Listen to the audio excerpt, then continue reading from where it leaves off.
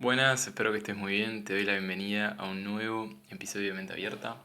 Mi nombre es Jerónimo y en el día de hoy vamos a estar haciendo un breve análisis y reflexión del gato con botas.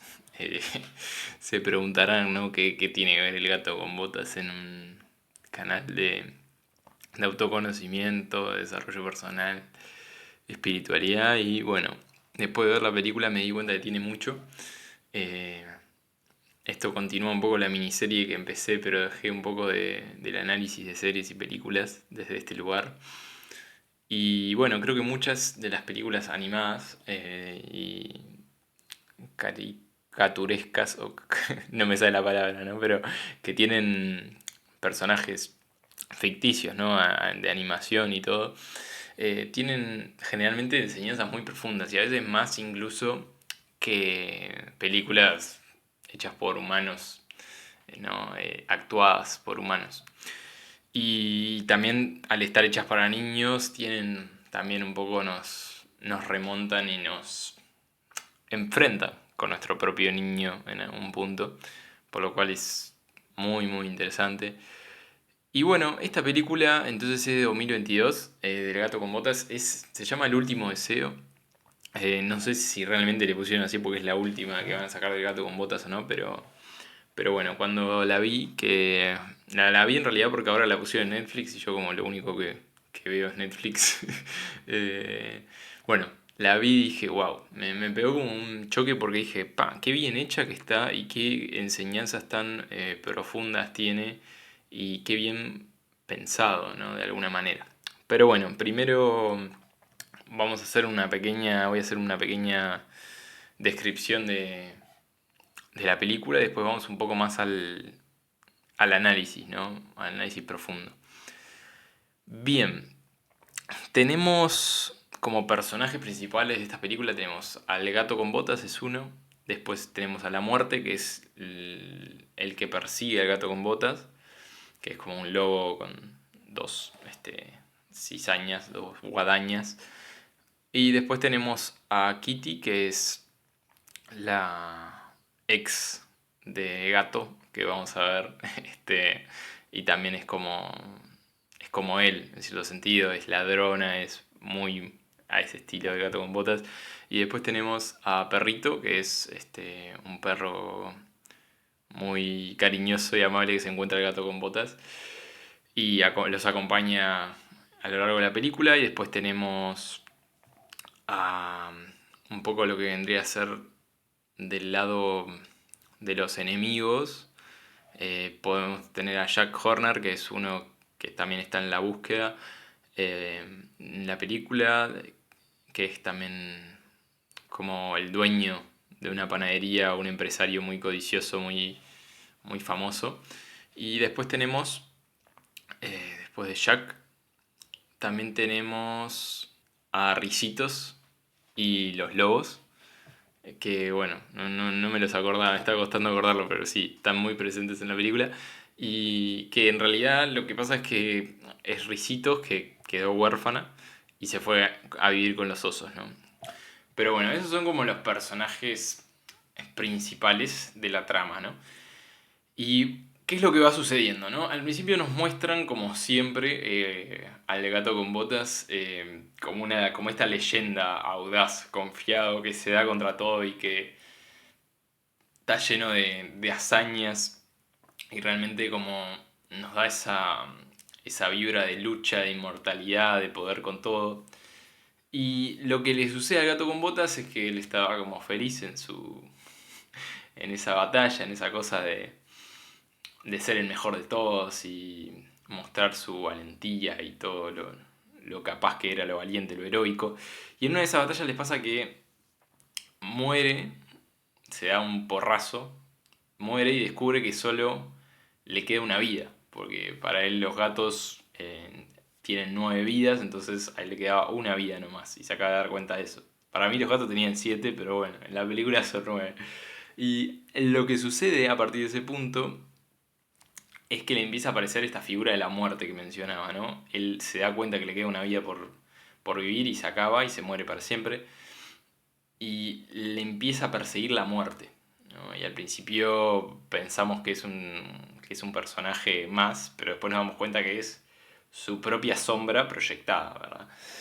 Y es interesante porque, porque bueno, él se aterroriza, o sea, la figura de la muerte le da tanto miedo cuando le empieza a aparecer la muerte y el miedo a morir, que decide retirarse, decide no ser más el gato con botas y se va a una casa de retiro para gatos. Es muy, muy graciosa la escena en la cual llega a la casa y se queda en la casa para gatos, en la cual él entierra su traje, entierra todo ese héroe que fue alguna vez y dice, "Ta, yo no quiero morir, entonces me voy a instalar una casa para gatos en las cuales no tenga nada que ver, ¿no? No corra peligro".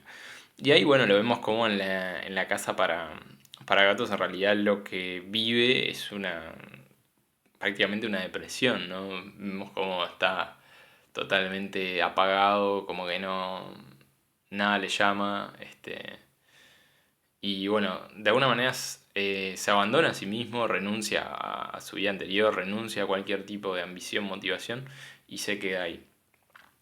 Y ahí es donde conoce a Perrito, que en realidad en esa casa de retiro para gatos había un perrito colado. Y, y bueno, es un perro que es como, creo que es un poco como la representación de burro de Shrek.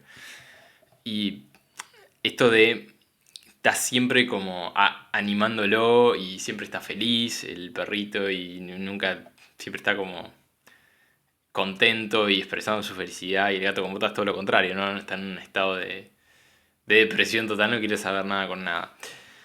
Y ahí es el punto en el cual vienen a buscarlo al gato con botas porque creían, porque hay una cosa que es de lo que se centra la película, que es la estrella del deseo, que hay una leyenda que circula de que hay un mapa que puede conceder cualquier deseo, ¿no? Que una vez que uno hace ese mapa, encuentra esa estrella, ¿no? Recorre un camino para encontrar esa estrella a través de un mapa, bueno, esa estrella te concede el deseo que vos quieras en la vida y se te hace realidad. Entonces, bueno, creyeron, ¿no? Otros que buscaban la estrella como Jack Horner y como Ricitos y los osos, creyeron que el gato con botas sabría dónde estaba esa estrella porque él tenía algunos conocimientos.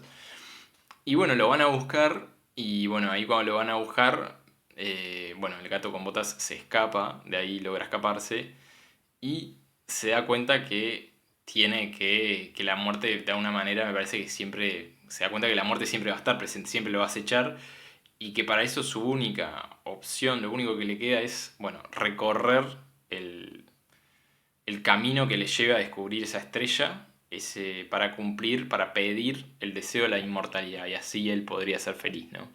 Eso es lo que él hace. Entonces se viste de nuevo con gato con botas y va a la búsqueda de ese mapa. De ese mapa, de esa estrella en realidad. Yo digo el mapa porque van a ver que en la película siempre están con el mapa en la mano, que es el que conduce a la estrella. Entonces ahí el gato con botas, bueno, empieza la búsqueda. Y claro, para la primera parte de la búsqueda tiene que ir a buscar el mapa, ¿no? Y el mapa lo tenía Jack Horner en ese momento, entonces va a robárselo a Jack Horner y se encuentra con Kitty, que es su ex, ¿no? Y que también estaba en búsqueda de ese mapa del deseo. Entonces, bueno, logran robarle el mapa y también a todo esto los acompaña Perrito, ¿no? Perrito se queda con el gato con botas y se van juntos, ¿no? Como que aunque el gato con botas no quiere saber de nada, el perrito lo acompaña.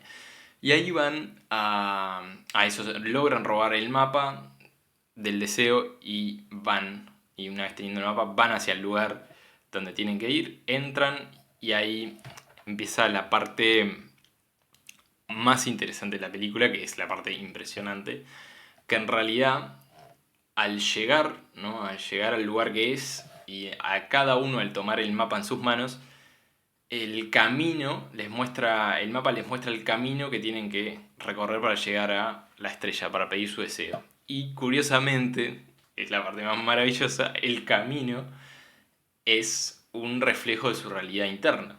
Todos los desafíos que van a atravesar en el camino eh, son sí, sus más grandes miedos, sus más grandes temores que tienen que atravesar para llegar ahí. Y lo curioso que nos muestra la película también en este punto es que el perrito, el que por ahí parecía el personaje más Sí, como que no movía nada en el sentido que no era un personaje heroico, no era nada, era simplemente un perro que estaba contento y estaba ahí. Eh, eh, bueno, lo que pasó fue que cuando Perrito agarró el mapa tenía el camino más fácil, ¿no? Que significa que por ahí podemos suponer que Perrito ya tenía integrada su sombra, es decir, que en realidad ya había enfrentado sus miedos o su sombra y de alguna manera logró vivir en un estado de paz y felicidad que va más allá de los deseos. Entonces cuando él agarra el mapa del deseo, en realidad lo que muestra el mapa es un lugar, un camino divino para recorrer hasta llegar a pedir un deseo, que es un poco la realidad interna del perrito, ¿no? Y bueno, entonces van a buscar ese mapa, pero ahí hacen una alianza todos, ¿no? El gato con botas, Kitty y el perrito. Y bueno, empiezan, ¿no? Y empiezan a entrar al bosque, que en realidad al principio, ¿qué pasa? Utilizan el mapa, el camino del perrito, que es el más fácil, ¿no?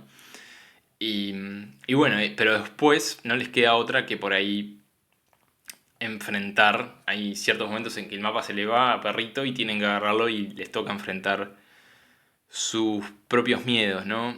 Y acá hay un poco esto de que cada personaje, como dije, se enfrenta a sus propios miedos y podríamos decir ahí que obviamente que el miedo del gato es a la muerte, que es en lo que se centra la película de Gato con botas es a la muerte.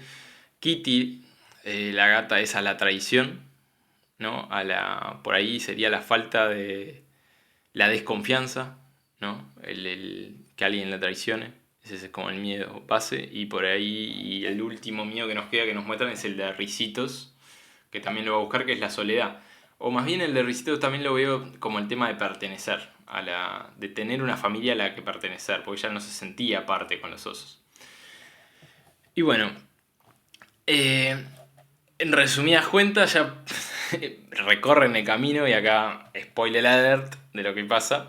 Igual no se preocupen, no es una película que si les cuento las cosas después no la van a disfrutar, la van a disfrutar igual. Pero lo que pasa finalmente es que nos muestran a través de eso que no hay otro camino que la aceptación y el descubrimiento de las cosas que uno ya tiene y la gratitud por las cosas que uno ya tiene.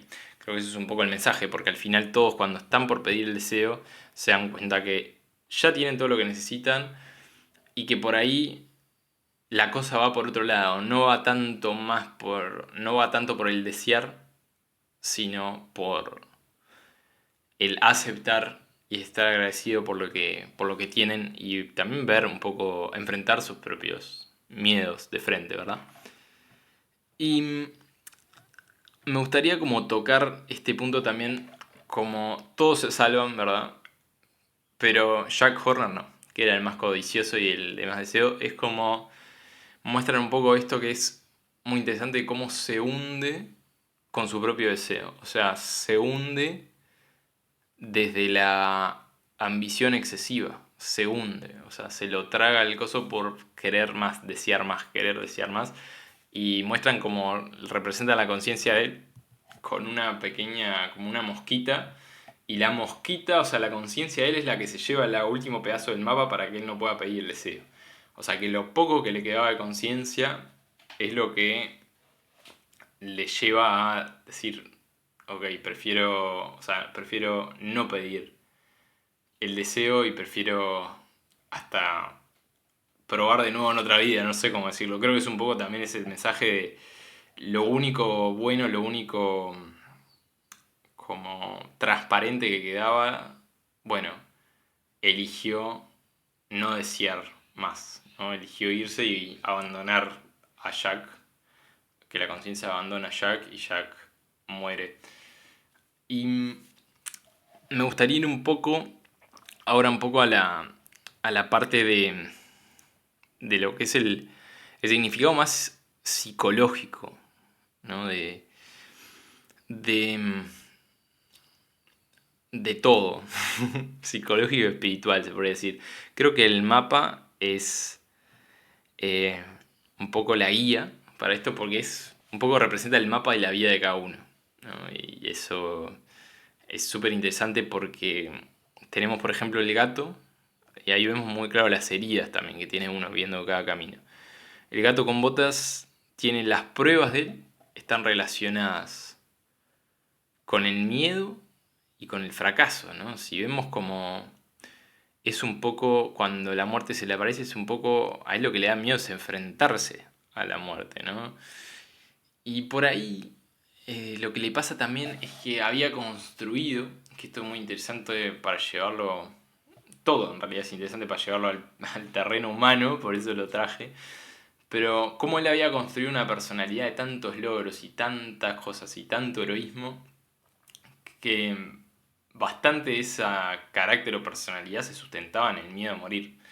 O sea, como tengo miedo a morir, elaboro toda una serie de cosas, ¿no? Como mi personalidad, de grandeza, de todo, para no enfrentar ese miedo. Y cuando por ahí, finalmente, y después de toda su vida recorrida, después de sus 8 vidas y todo, decide enfrentarlo, se da cuenta de que en realidad no era tan grave como él pensaba y que también consistía más en verlo y en aceptar que la muerte está ahí que en luchar contra ella. Creo que eso es un poco, ¿no? Como que en un momento de tanto luchar y no sé qué, la muerte, como que él ya deja de tenerle miedo a la muerte, ya como que lucha desde un lugar más como de igual a igual, ¿no? Como que la ve más de igual a igual. No la ve como un miedo inalcanzable como lo veía antes. Entonces la muerte dice, un poco creo que también ese es el mensaje cuando el gato con botas la ve realmente como la muerte dice, bueno, está, ya no tengo nada que hacer acá, ya como, ya me viste. Y ahí, en el ver a la muerte, el gato como botas ve a la muerte realmente como es, se da cuenta de muchas cosas. O sea que detrás de su miedo más profundo también estaba su respuesta, ¿no? Que su miedo a morir y el no verlo le estaba privando de vivir realmente, ¿no? Que eso es fantástico. O sea, todo lo que él había construido era para no vivir realmente desde un lugar más auténtico. Lo había construido para evitar ese miedo. Entonces cuando él ve a la muerte y se da cuenta, toma una decisión distinta de vida. Ya elige estar con su expareja Kitty, que en realidad la había dejado plantada en el altar, que eso es lo que muestra en la película. Elige esa vida, elige estar con, por ejemplo, con Perrito, después muestra cómo se va a visitar a sus antiguos amigos, que serían Shrek, supongo, ahí. Pero bueno, eso es otra cosa, ¿no? Pero elige vivir de una manera diferente, quizás no desde ese lugar de ser el grandioso, o quizás sí pudiendo o viendo su parte grandiosa, pero también viendo toda su fragilidad y debilidad y sabiendo que no ser grandioso no lo hace peor, ¿no? El poder aceptar eso. Y al final tiene como esa sensación de estar más en paz, ¿no? Eso con respecto a él. Después tenemos la parte de Kitty que es, como dije, el tema de la desconfianza, de las dificultades de abrirse emocionalmente. Y bueno, ahí nos muestran un poco también cómo ella elige, después de traiciones y todo, elige volver a confiar. Y elige también en quién confiar, ¿no? Porque por ahí, no, acá nos falta información, ¿no? Pero por ahí para ella todo era un tema de... Era como un tema más automático, quizás las relaciones, como seguir como repitiendo un ciclo. Y el hecho de que ella elija, en un momento le dice al gato con botas, no recuerdo la frase exacta, pero le dice, yo quiero estar como con tu verdadero yo. No, no quiero estar con el gato con botas, wow. Que en realidad esa es una parte también, creo que cuando conectamos con otras personas, el tema de aceptar que muchas veces nuestra propia desconfianza también surge por no saber aceptar las partes oscuras del otro, por decirlo de una manera, por no saber aceptar el ego del otro y por no también, porque el otro no nos los muestra, entonces nosotros elegimos no tocarlo o no elegimos no verlo cuando aparece. Entonces eso es muy interesante. Y bueno, para Perrito, como hablamos, él podríamos decir que es como el Buda de la historia, ¿no? Que como un perrito que para él era, a la vista de todos era feo, era alguien que él lo había abandonado a toda su familia y igual te mata porque es como él está feliz con su con sus amigos y con las cosas que ve y como va por el camino y huele las flores. Que al final es también como, el perrito es como, para mí sí, es como la representación del Buda, digamos, de saber cómo vivir el presente en paz y feliz y no esperar nada de nadie, ¿no? Los otros están desesperados deseando cosas cuando en realidad él se da cuenta que todo consiste más en la aceptación, en la presencia y en el saber estar y apreciar lo que tiene. Cosa que ninguno de los demás sabía cómo hacerlo, ¿no? Y eso también es creo que una linda analogía social o que podemos ver en las personas porque generalmente, al menos lo que he visto yo en mi experiencia, es que las personas que más paz conquistan no son las personas más vistosas o porque ahí vemos, no sé, hablando por, no sé, haciendo conferencias de desarrollo personal. No digo, no estoy juzgando y no estoy diciendo que esa persona quizás sí tienen la paz, pero yo he conocido personas que están mucho más en paz y que por ahí no son las que han hecho grandes cosas, han escrito grandes libros, han hecho, no sé, como que también me parece que va por el lado ese de que por supuesto que se precisan objetivos y una ambición sana para crecer porque es parte de, pero que no significa que la paz vaya a venir de eso, ¿no? Que en realidad la paz se conquista a cada momento, ¿no? Y eso es un poco también un concepto budista, como muchos de los que traigo, bueno, es algo que se cultiva momento a momento, presente, presente. eh, es como, sí, como que lo otro muchas veces sobra. Y la enseñanza también creo que es eso, ¿no? Que para la sociedad por ahí no valora tanto o no ve bien a la gente que más paz tiene y trata de imitarla, sino al revés, valoran al que por ahí ha adquirido más cosas, ha tenido grandes logros y por ahí no es tan así, no es tan lineal, ¿no? A veces cuando ya nos metemos en el terreno más material y todo, no es tan lineal a veces las cosas, ¿no? Hay personas que han acumulado grandes riquezas, igual están por dentro están muertísimas, entonces es, es difícil, ¿no? De encontrar el punto. Entonces, también un poco traer este el tema de. Sí, creo que un poco ya taja un poco todo, ¿no? Pero esto de la aceptación de todo lo que es, ¿no? De lo que va sucediendo y que es interesante que pensemos la vida, me parece, que la reflexionemos desde un punto de vista así, ¿no? Como ese mapa que tiene cada uno. Que ese mapa, por ahí, es un mapa de encontrarse consigo mismo y de atravesar su propio dolor, de ver su propia sombra, sus propios miedos, de integrarlo, de darle espacio. Y cuando uno creo que va haciendo ese proceso se va dando cuenta que, como decía, lo demás sobra. Cuando uno se va encontrando consigo mismo, hay cosas que sobran, que no, que uno por ahí les daba tanta importancia antes y por ahí cuando uno está en paz consigo mismo, es difícil que le empiecen que le perturben cosas como de esa índole. No, me refiero a cosas, a pequeñeces que no tienen nada que ver con un estado de ser de plenitud.